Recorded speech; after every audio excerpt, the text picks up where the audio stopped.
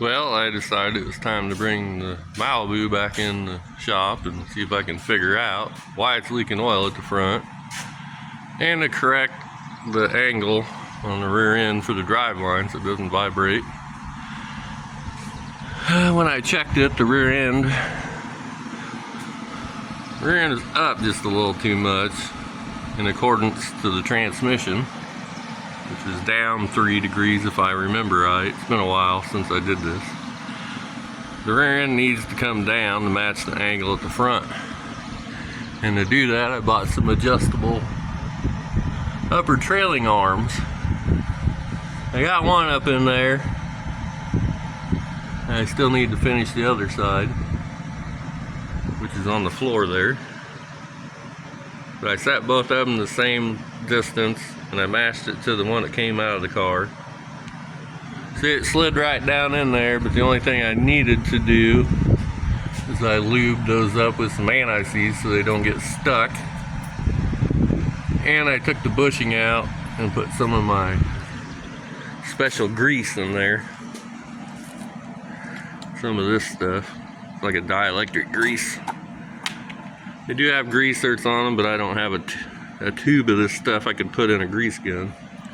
I don't really want to put regular grease in it. I know some people have, but they don't really recommend it. I don't know if it'll eat that or not, but I need to pop this out, grease it up. It'll be ready to go in. And I need to get this side out. Since my video camera went to crap, it's kind of hard to hold a phone and video at the same time. I don't have anything to hold the phone, but I'll just kind of show you as I'm going. Okay, so I got the bushings out. I just used my air hammer, pushed them out. It's all greased up, ready to go back together. Slide that down in there. Flip a flop it. Slide that one down in there. Now I need to stick that back down there, but I need to smear some grease around in there. Okay, so that's all greased up, ready to go, and I'll push that back down in with the air hammer. Hopefully this works, one-handed.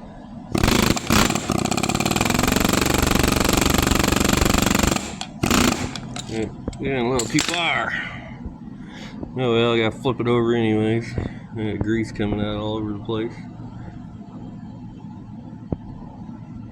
Yeah, that's not too bad. We'll just leave it. But I need to get the arm out of the car, and that should be ready to go back in. Not go back in, but go in for the first time. Okay, got the bolts loose up here. That one out. I'm just waiting to pull that one out, and it came right out.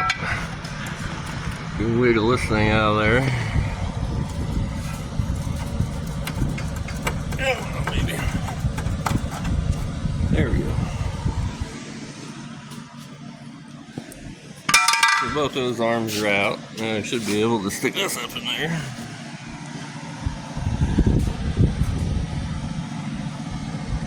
Yeah, I better grease those a little bit, and I'll put this up in there. Alright, it should be ready to go up in there now. The other side went in fairly easy, easier than I thought it would.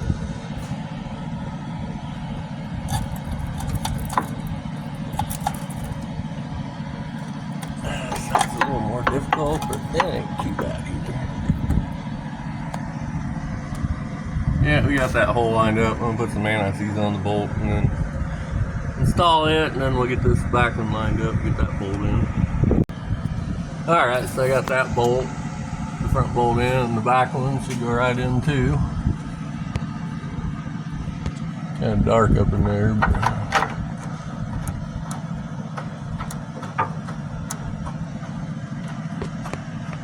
little turning that's going right through. So that's good. Okay, they're both up in there. That side I did snug down the nuts, just kind of hand tight. You get the nuts on this side and get them snug down, and then you can let the car down on some jack stands. Then I can set the pinion angle, or the drive shaft angle I should say. Alright, it's up in there and the bolts are snug down. Now I need to hunt the jack stands, and I'll probably set some tires underneath the front wheels so it sits up kind of high. Get the car sitting level on the floor. Then I'll adjust the driveline angle, like I said, probably 30 times already. That's the plan. I'm gonna go cool off and let that fan going. Might be making the video a little weird, but it is frickin' hot out. I'm sweating to death, so I'm gonna go get me a cool drink and cool off for a while and come back and get this set down. And in this hot weather, I start to think, is it worse being hotter than heck or freezing cold over here? Because when it's cold out, there's no heat over here. There's heat on the other side over here, but I usually got to work out here till I can't stand it no more, and then go run the other side, warm up, and then come back over here. And that's what I'm doing when it's hot out. Alright, it's underneath the car adjusting those upper trailing arms. And I'm gonna call it good where it's at. At the front I have 2.8, and at the back I come up with 1.8.